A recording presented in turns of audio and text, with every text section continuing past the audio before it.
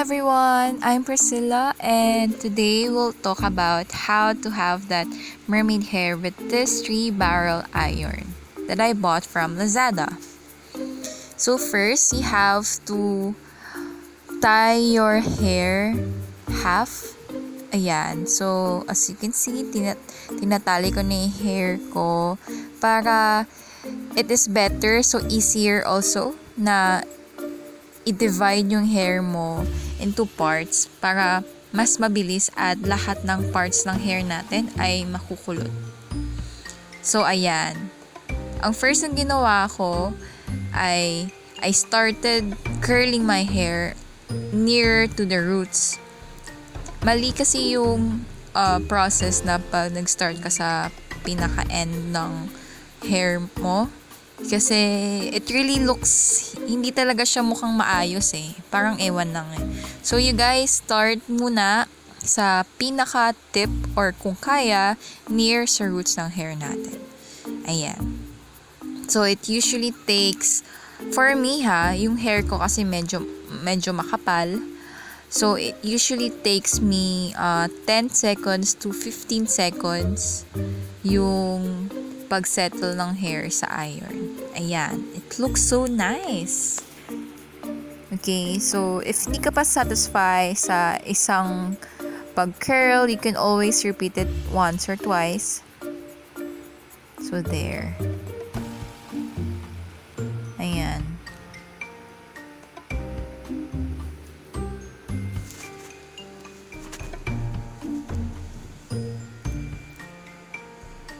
On to the next part. On to the next. Divide ng hair. Divide. Ayan. So, repeat lang tayo ng process. Basta hanggang sa maubos lahat ng hair na hindi nakatali o yung hiniwalay natin. Whenever I do curling, whenever I do my mermaid hair, it usually takes some time for me kasi my hair is very makapal. So I usually play music or nanonood ako ng K-drama ko para multitasking. The most difficult part pag ikaw lang mag-isam nag-curl ng hair mo is the back part because you don't actually see yung back part ng hair mo. And the reason why it's difficult kasi yung iron, kapag hindi ka nag-tilt ng maayos, dumidikit siya sa tenga ko, so nakakapasok. So kailangan ko talaga sideways.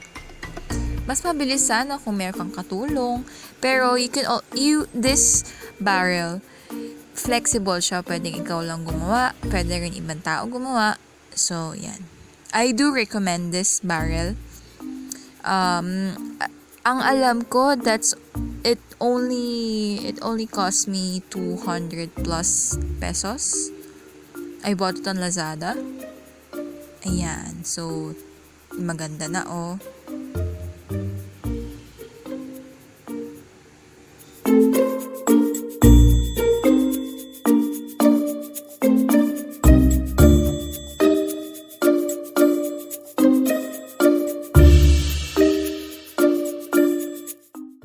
So, on to the next part, we just repeat the process like nung ginawa natin sa una. So, start with the tip of your hair or near sa roots. Ayan. So, bilang ka lang 1, 2, 3, 4, 5, 6 hanggang sa feel mo na you get to the point na andun na yung hair na gusto mo. Ayan. So, it really looks nice. So, tiis ganda lang talaga tayo if we really want to have that mermaid hair look. So, again, depende po tayo sa types ng hair natin. Yung akin kasi makapal. So, that's why it takes me longer than 30 minutes to do my hair. Kasi makapal talaga siya eh. Lalo na, kakaday ko lang ng hair. So, it makes my hair frizzy all the time. Ayan. So, patience is a virtue. This is what we really need, lalo na pag nag-curl tayo ng hair. Nakakainip talaga. So, tulad nga ng sabi ko, I just watch K-drama.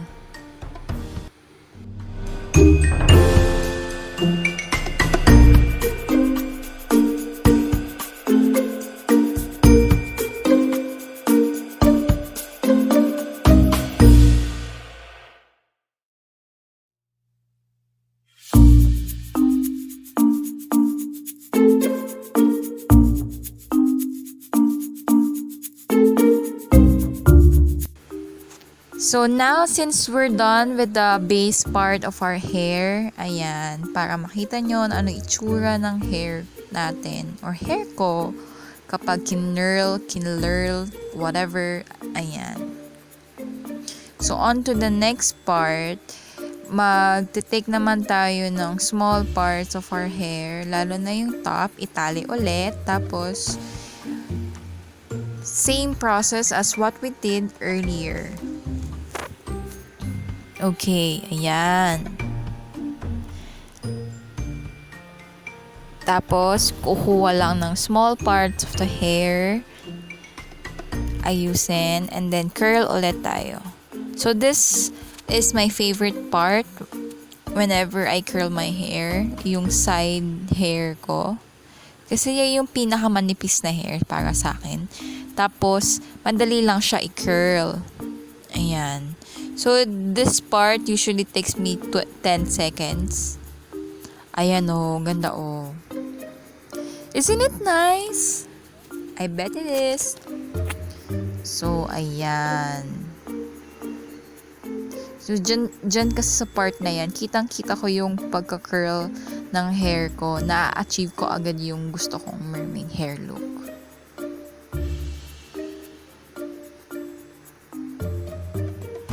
On to the next part. So, kuha ka ulit ng part ng hair mo, i-curl mo ulit. Again, if di mo nakukuha yung gusto mong itsura ng hair mo, you can always repeat the process.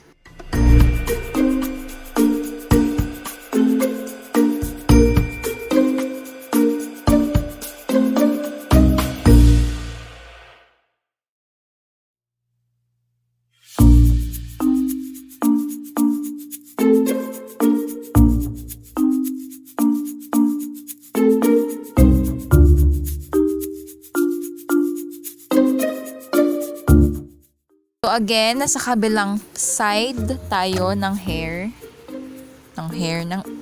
ng ulo natin.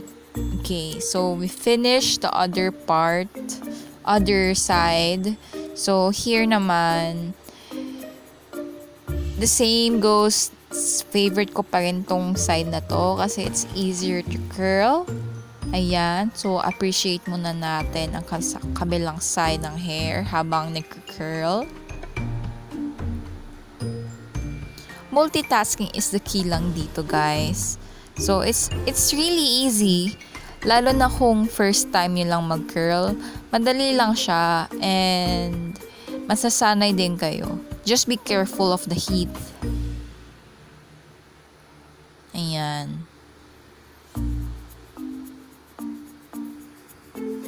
Oh, ang ganda, oh. It really just takes time.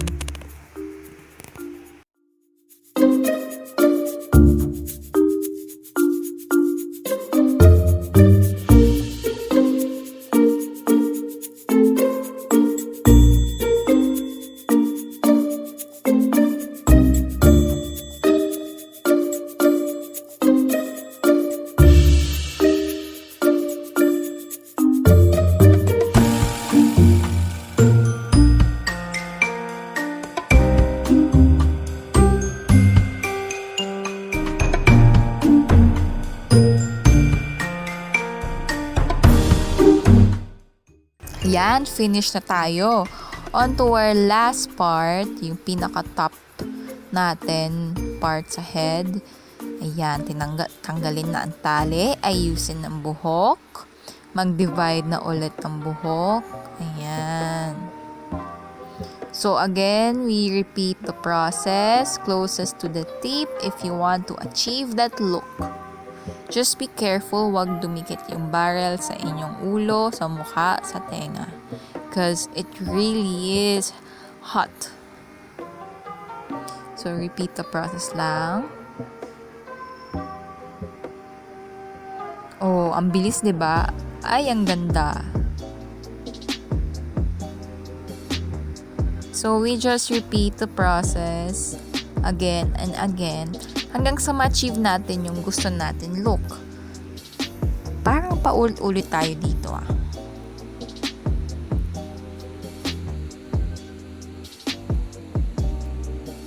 Video, 19 minutes and 49 seconds.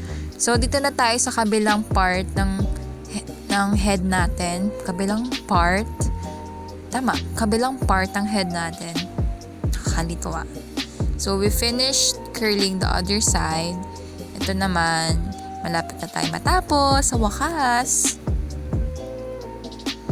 Oh, 'di ba girl? Ganda oh. Onting tiis na lang. Magiging Rapunzel na tayo. Rapunzel. Baka Goldilocks pala.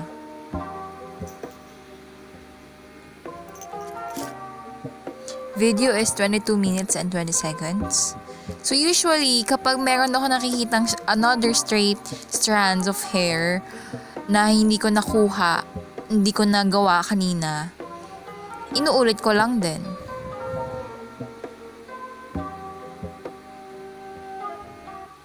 Magalaw yung camera because I was watching K-drama. Ganun talaga, multitasking. Just make sure guys, nga pala, if you're planning to watch while curling your hair, just watch the time kasi minsan na-over iron yung hair natin. Ayan, tulad ng akin. Kasi, ang gagawap ng mga opa eh.